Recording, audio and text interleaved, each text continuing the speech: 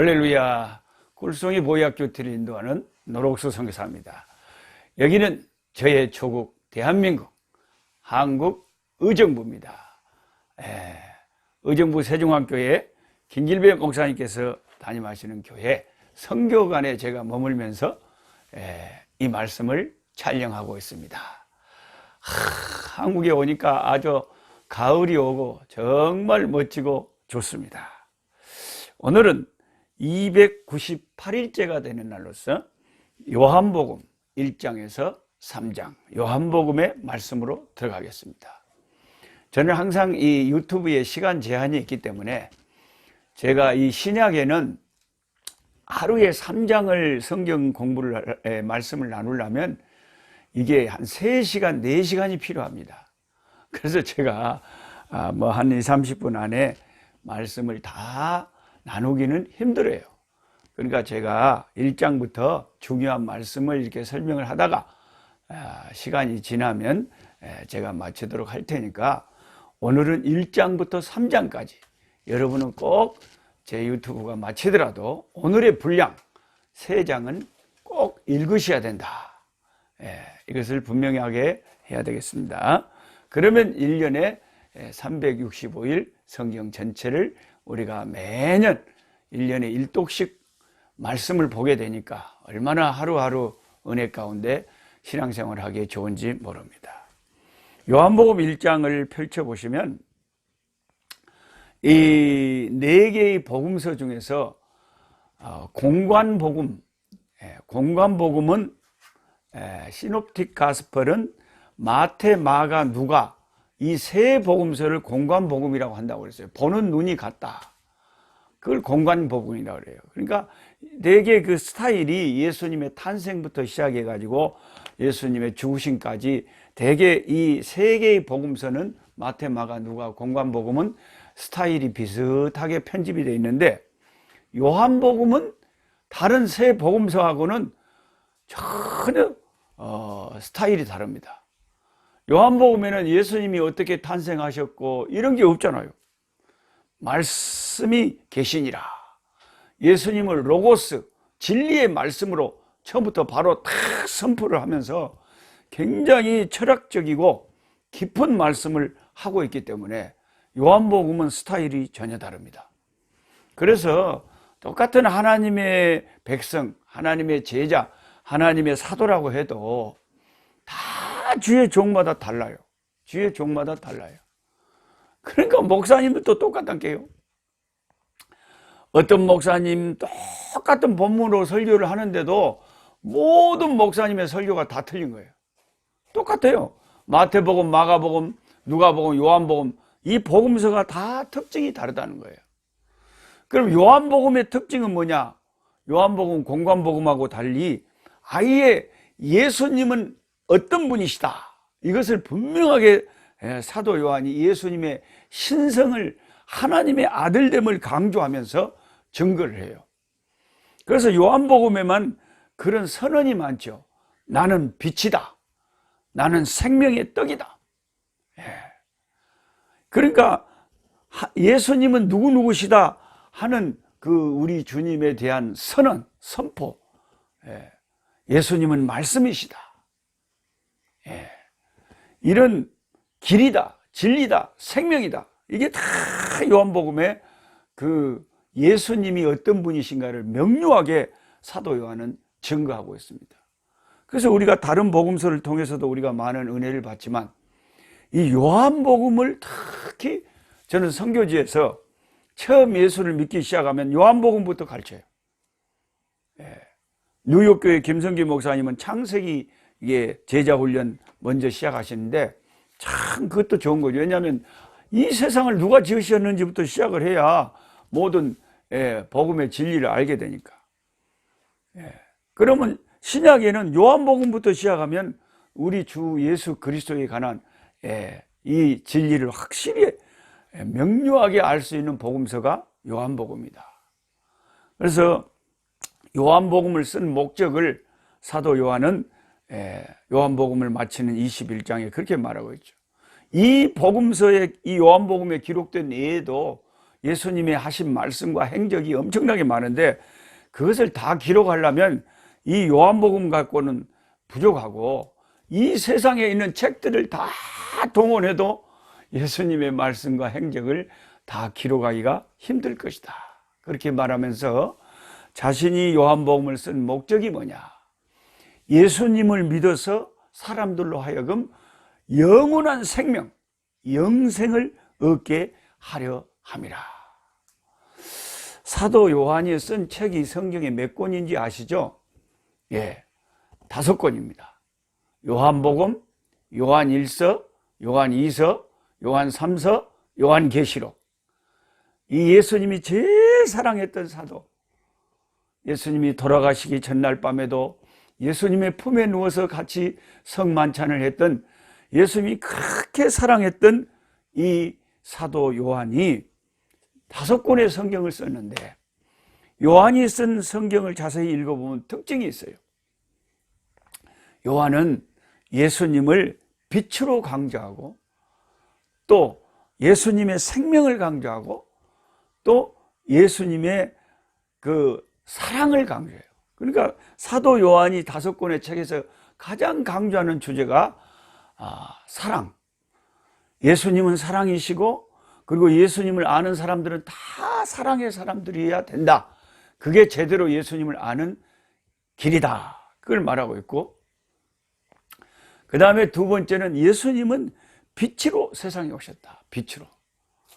요한복음 1장부터 빛 대신 예수님을 강조하고 있습니다. 말씀으로 오신 예수님을 강조하신 다음에 바로 그 안에 생명이 있었으니 이 생명은 사람들의 빛이라 그랬잖아요. 그러니까 빛, 생명, 말씀, 영생. 근데 우리가 교회 다니면서 여러분 영생이라는 말을 들을 때 여러분 오래 산다, 오래 산다 이런 개념으로 듣지 마시고, 사도 요한은 영생이라는 말을 쓸 때 오래 산다는 개념으로 쓰는 게 아니에요. 오래, 영원히 거기에다가 그 포인트를 두지 말고 끝처리에 산다는데 생명에다가 포인트를 둬야 돼요. 사도 요한이 어려운 말을 하니까 저도 조금 어렵게 설명을 합니다만은 그래도 이게 중요하니까 여러분이 알아듣든가 못 알아듣든가 다시 설명합니다. 우리가 예수 믿고 영생을 얻는다 할 때 영원히 산다는 개념이 물론 들어가 있기는 있어요. 그러나 사도 요한이 요한복음에서 영생을 얻게 하려고 예수님을 증거한다고 했을 때는 영원한 것에 강조점이 있는 것이 아니라 영원한 생명의 강조가 있는 거예요. 생명.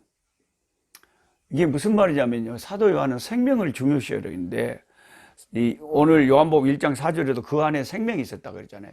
예수님 안에는 생명이 있어요. 자, 제가 이 입에는 식물 2가지가 있잖아요. 이것은 뭔 나무인지 모르겠는데, 이 안에 꼭 우리 아프리카에 옥수수 나무 같이 생겼는데, 애는 이파리가 이렇게, 이파리가 이쁘네요. 자, 이 나무가 이렇게 있게 된 이유는 나무에 생명이 살아있기 때문에 나무가 있는 거예요. 그리고 이 생명이 있는 것은, 이건 제가 분재를 할 수 있을 것 같아요. 여러 가지 포기를 나누면 이걸 여러 개로 만들 수가 있을 것 같아요. 이것을. 생명이 있는 것은 또 다른 생명을 만들 수가 있는 거예요. 제가 생명이 있기 때문에 생명이 있는 제 아내하고 오늘 제가 이 유튜브를 촬영하는 이날이 제 아내하고 결혼 34주년입니다. 근데 이제 비행기 값이 비싸니까 아내는 지금 선교지를 지키고 있고 신학교 또 사역에 돌보고 있고, 저는 시방 한국에 와 있는데 오늘 이제 촬영 마치면 전화를 해야 될 것 같아요. 34주년 결혼 기념이라니까요. 근데 생명이 있는 제 아내와 생명이 있는 제가 만나서 결혼을 하게 되니까 자녀가 생겼잖아요. 아들 하나, 딸 둘. 그리고 아프리카에도 하나, 물론 제가 낳지 않은 자녀지만 12명의 자녀를 둘러서 15명의 자녀를 줬는데, 하여튼 생명이 있으면 또 다른 생명을 낳을 수가 있는 거예요. 예수님 안에 생명이 있기 때문에 그 영원한 생명을 가지신 예수님을 믿으면 그 예수님의 자녀가 되고 하나님의 자녀가 되고 예수님의 제자가 되면 예수님 안에 있는 그 영원한 생명이 우리에게 분가돼 가지고 우리에게 주어져 가지고 우리도 예수님의 영원한 생명에 동참할 수 있게 된다는 것입니다.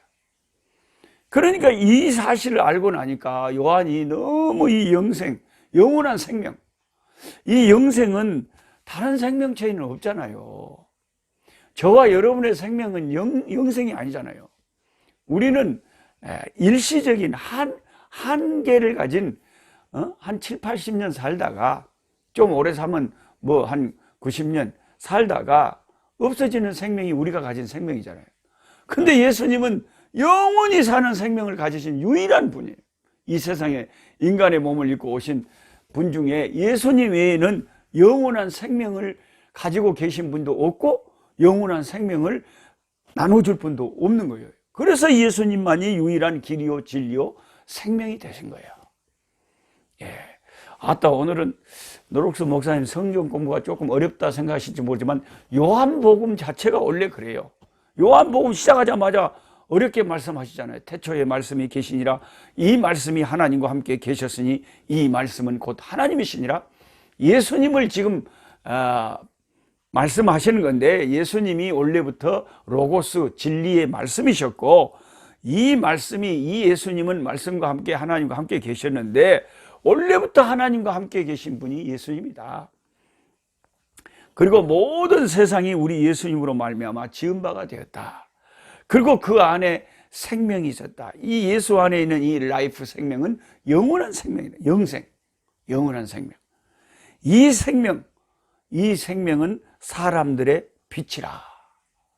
그렇지요. 영원한 생명의 소식은 우리들에게 빛이 되죠. 그리고 그 예수님은 우리 어두운 영혼의 빛을 비춰주시는 참 빛이 되시죠. 그러니까 사도 요한은 굳이 예수님의 탄생부터 적지 않아도 너무 예수님에 대한 깊은, 예수님이 얼마나 놀라운 분이라는 것을 말씀하시는데 여념이 없어서, 지면이 짧아서 요한복음 21장까지 예수님이 어떤 분이신 것을 증거하는데 사도 요한은 집중하고 있는 거예요. 사도 요한이 좀 어렵게 말하면 저도 어렵게 설명을 해드릴 수밖에 없고, 요한복음은 너무 귀한 복음서예요. 너무 귀한. 예수님이 왜 이 종을 그토록 사랑했는지 여러분은 이 요한복음을 읽으면서 알게 될 것입니다. 자, 4절에 예수님을 또 빛이라 그랬잖아요. 5절에 빛이 어둠에 빛이 돼 어둠이 깨닫지 못하더라. 빛과 어둠에 관한 진리가 여러분 오늘 저와 함께 딱 오늘 성경 공부 시간에 잘 됐어요. 빛 대신 예수님, 영원한 생명 되신 예수님, 이런 사도 요한이 강조하는 이런 개념, 또 우리 예수 믿는 사람이 주님을 닮아서 사랑의 사람이 돼야 된다, 이런 중요한 사도 요한이 강조하는 이 신앙의 개념들은 반드시 여러분이 한번 깊이 생각해 봐야 될 필요가 있어요. 오늘 제가 영생에 대해서 잠깐 말씀드렸죠. 영원한 생명, 이 생명을 주님이 가지고 계셔서 그를 믿는 자에게 이 영원한 생명을 주신다. 우리의 구원이라는 것은 곧 영원한 생명을 받는 거예요. 우리 속에는 영원한 생명이 있어요. 내 겉사람은 짧은 생명이지만 내 속사람은 거듭난 생명, 예수님이 주신 생명은 이 겉사람이 흙으로 돌아가도 영원히 살 씨를 가지고 있는 거예요. 주님 재림하여 오시는 날 우리에게 부활의 생명의 육체까지 입혀주시면 그때는 지금 8, 90년 살다가 죽을 육체가 아니죠. 영생하는 존재가 되는 거예요. 그 영생하는 그 생명의 역사를 누가 일으키셨느냐? 예수님이 영생하는 생명을 가지신 그분만이 영생하는 존재를 만들 수가 있는 거죠. 자, 그러면 빛에 대해서 오늘 확실히 여러분 하나 배우고 가시면 앞으로 신앙생활 하시고 교회 다니시고 성경을 볼 때마다 제가 설명한 이 빛에 대한 진리를 많이 생각이 나실 거예요. 이게 왜 사도 요한이 요한복음 1장을 시작하면서 생명 안에 사람들의 빛이 있고 빛이 어둠에 빛이 돼 어둠이 깨닫지 못하더라 하면서 예수님을 빛으로 설명을 하고 있느냐. 이게 참 빛이라고 하는 것은요, 지금 저도 낮에 지금 이 촬영을 하고 있는데 이 빛이 없으면요 이 생명체가 살 수가 없어요. 그러니까 빛은 생명하고 바로 직결되는 거예요. 만약 저와 여러분이 사는 이 세상이 빛은 전혀 없고 캄캄한 어둠만 계속된다고 한번 상상을 해보세요. 그러면 모든 지상의 생명체가 살 수가 있을까요? 못 살죠. 이런 식물들도 빛이 있어야 광합성 작용을 하고 살 수가 있는데, 이 계속 캄캄한 밤만 어둠만 계속된다. 그러면 생명체들이 다 죽어버리겠죠. 그럼 우리가 뭘 먹고 삽니까? 우리도 다 죽게 돼버려요. 그러니까 빛이 없으면 이 세상의 생명은 유지될 수가 없는 거예요.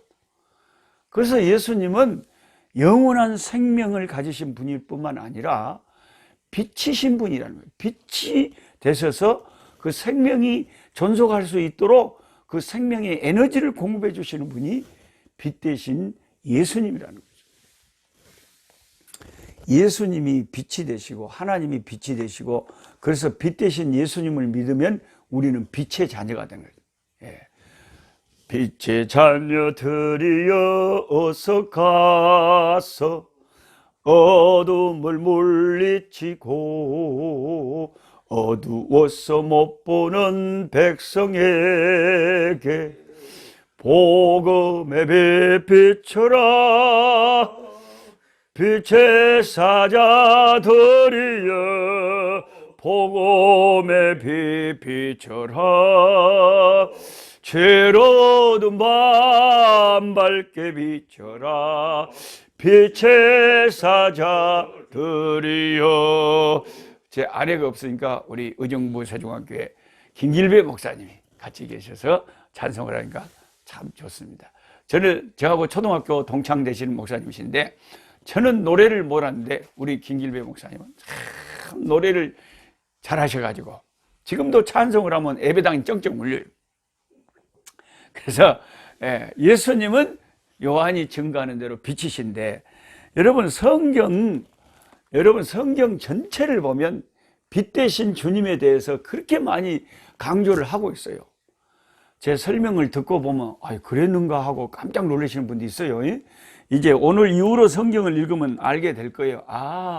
성경이 이렇게 많이 빛 대신 하나님을 증거하고 있구나. 창세기 1장 1절에 하나님이 제일 먼저 창조하신 게 뭘까요?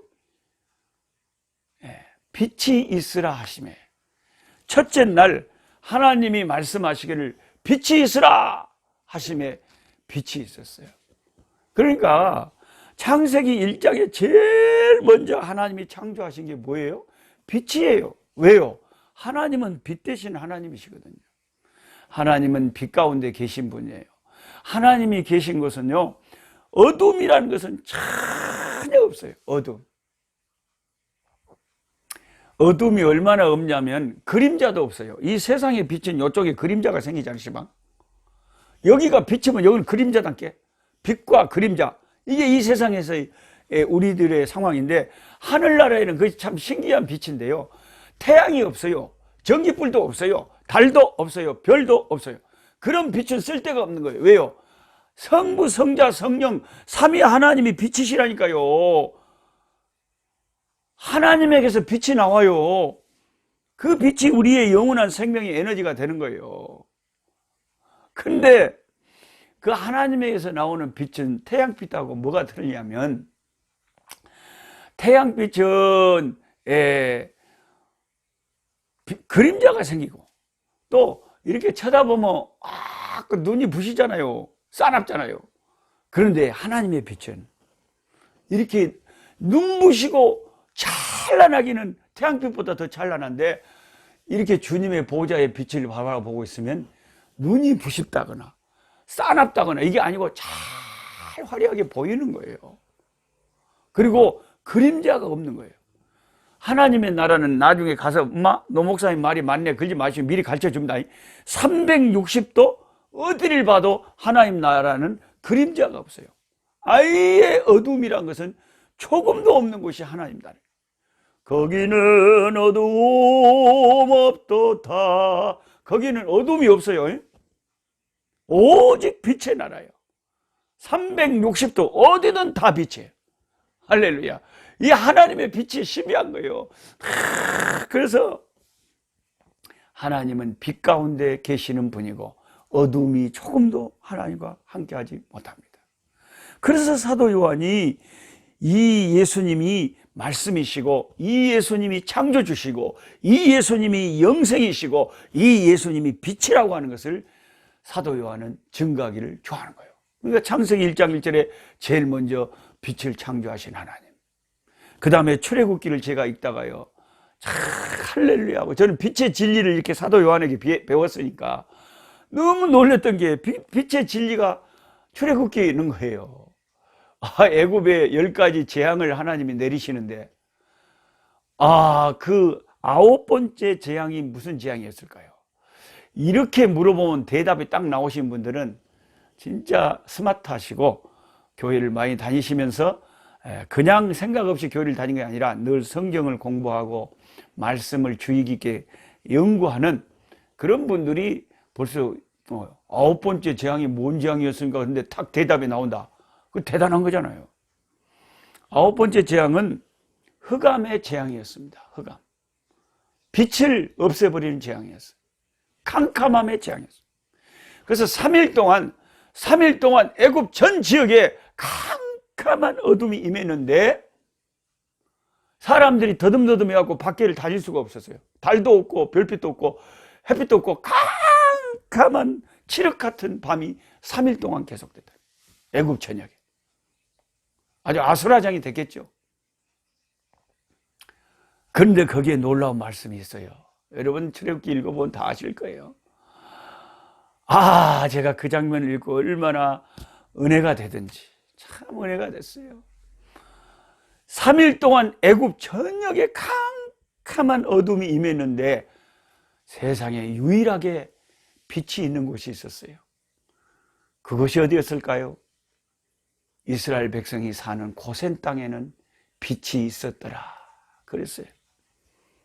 저는 그 성경을 읽다가 그림이 그려지는 거예요. 그림이 하늘에서부터 헤드라이트처럼, 하이라이트처럼 쫙 빛이 이렇게 쫙 서광이 비쳐 내리는데, 다른 데는 캄캄한데 고센 땅, 이스라엘 백성이 사는 땅에만 하늘에서부터 빛이 쫙 이렇게 내려 딱 조명을 비춰주는 거예요. 그러니까 빛 가운데 고센 땅에 사는 이스라엘 백성은 사는 거예요. 여러분, 그런 성경이 놀랍지 않습니까?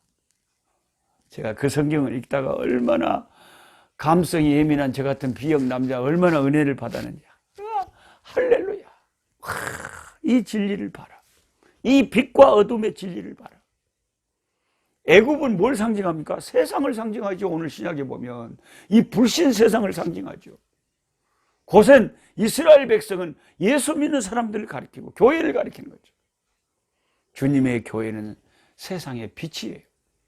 주님이, 빛 대신 주님을 모시고 사는 교회, 주님의 몸된 교회는 세상의 어둠을 비추는 등대와 같고 빛과 같다. 이게 산상보훈에서 우리가 배웠던 말씀 아닙니까? 제가 성경 전체에 걸쳐서 빛과 어둠의 진리가 쫙 깔려있다 그랬죠. 요한복음에도 계속 빛이 세상에 와서 어둠이 깨닫지 못한다. 이 말씀뿐만 아니라 나는 빛으로 세상에 왔느니 이는 나로 믿는 자로 어둠에 거하지 않게 하려 함이로다. 요한복음에 많이 나와 있어요. 그리고 성경 맨 마지막 장 요한계시록을 보면, 요한계시록을 마치는 장에 가보면 이제 영원한 새 예루살렘, 우리가 살 영원한 도성을 이야기하면서 그곳에는 어둠이 조금도 없다 그랬어요. 거기는 태양도 달도 필요 없고 전기도 필요 없고 하나님과 어린 양이 빛이 되셔서 환하게 비춰주신다 그랬어요. 그러니까 빛을 창조하신 창세기 1장부터 빛의 나라인 하늘나라를 소개할 때까지 성경은 처음부터 끝까지 빛 대신 하나님을 증거하고 있는 것입니다. 뭘 이런 걸 좀 알고 교회를 다니시고 여러분이 성경을 읽으시면 훨씬 도움이 된다니까요. 그래서 성경 공부를 하는 거지 뭐 아무 의미 없이 하는 게 아니에요. 예. 제가 어려서 전남 보성구 벌금 회정이 상금 목골부락에 살 때 제가 초등학교 4학년 때까지 우리 동네에 전기가 안 들어왔어요. 겁나게 이제 시골 말하자면 촌이죠. 여러분은 언제 전기가 들어왔는지 모르겠어요. 나는 제 기억에 초등학교 한 4학년 때 우리 동네에 전남 보성 벌교 해정상호 목골부락 우리 동네에 전기가 들어왔어요. 그 전기가 들어오기 전에는 추운 겨울에 오늘날처럼 뭐 아파트처럼 화장실이 집 안에 있는 경우가 없었잖아요. 시골 촌에는 화장실이 저 밖에 따로 있잖아요. 작은 집이라고.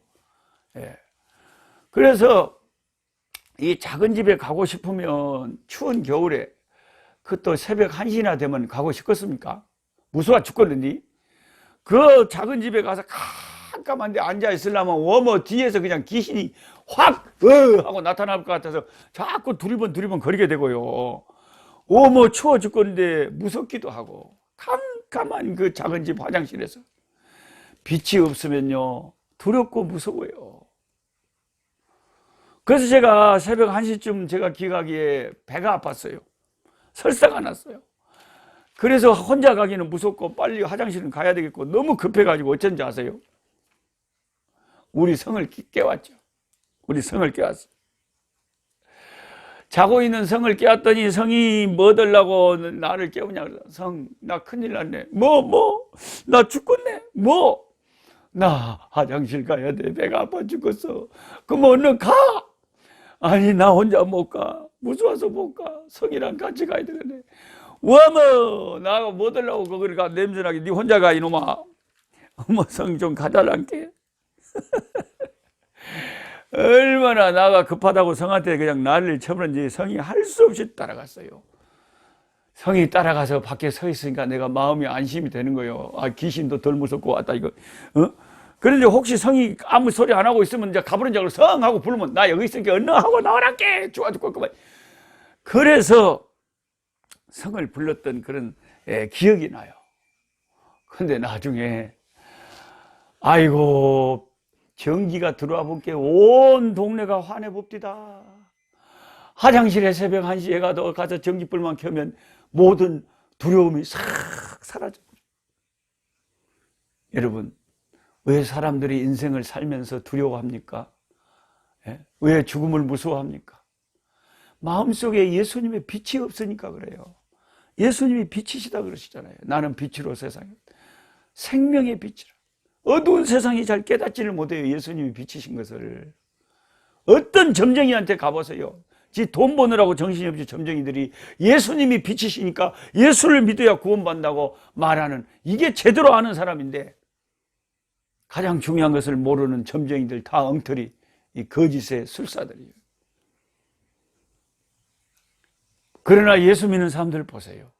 여러분 인터뷰에서 얼마 전에 보셨지만 췌장암에 걸려서 죽음을 앞두고 있어도 나는 죽음이 두렵지 않아요. 빛 대신 주님이 그 마음속에 다 영원한 생명의 빛을 비춰주시니까 그게 참 마음에 평강이 오고 두려움이 사라지는 거죠. 왜 예수 믿으면 평강한 줄 알겠죠? 예수님이 빛이 되시니까 그런 거예요. 우리에게는 빛이 있어야 되는 거예요, 여러분. 오늘은 여기까지 하시고 여러분 요한복음 1장부터 3장까지 꼭 읽으셔야 됩니다. 내일은 요한복음 4장부터 또 공부하겠습니다. 찬송합니다. 찬송가 606장 해보다 더 밝은 저 천국. 해보다 더 밝은 저 천국 606장. 하늘나라는요 해보다 훨씬 더 밝은 곳이에요. 왜요? 성부와 성자와 성령 하나님이 빛이 되시니까요. 다른 빛이 필요가 없다니까요. 해도 없고 달도 없고 거기는 전기불도 필요 없고 하나님, 성부, 성자, 성령 하나님이 빛이 되신다.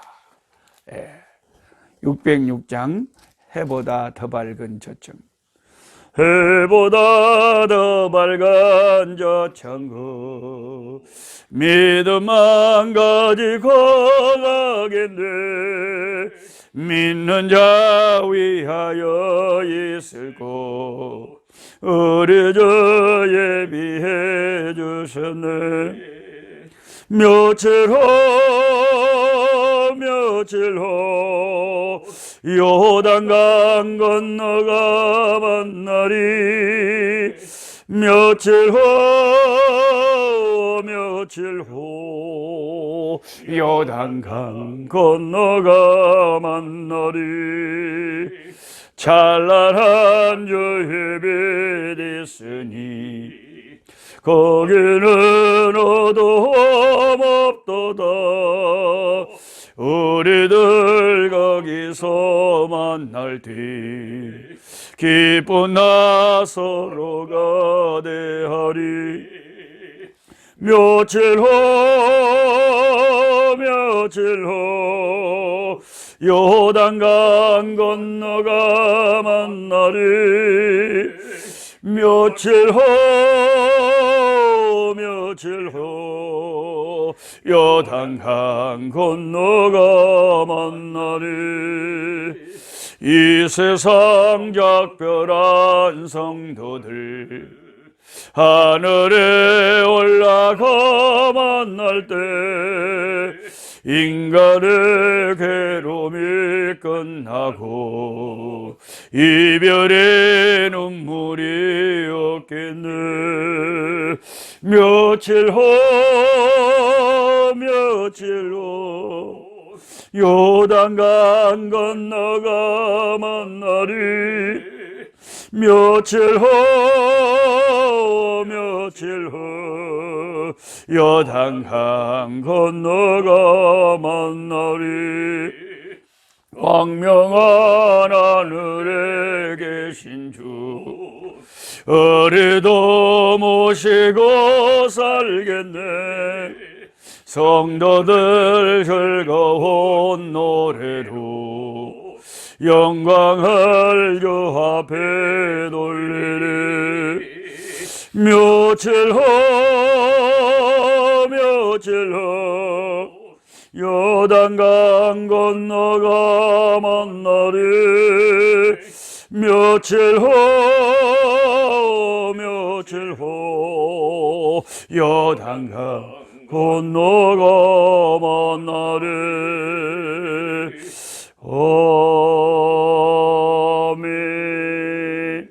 아멘. 약한 자 힘주시고 강한 자 바르게 추한 자 정택함이 주님의 뜻이라. 해 아래 압박 있는 곳 주 거기 계셔서 그 팔로 막아 주시오.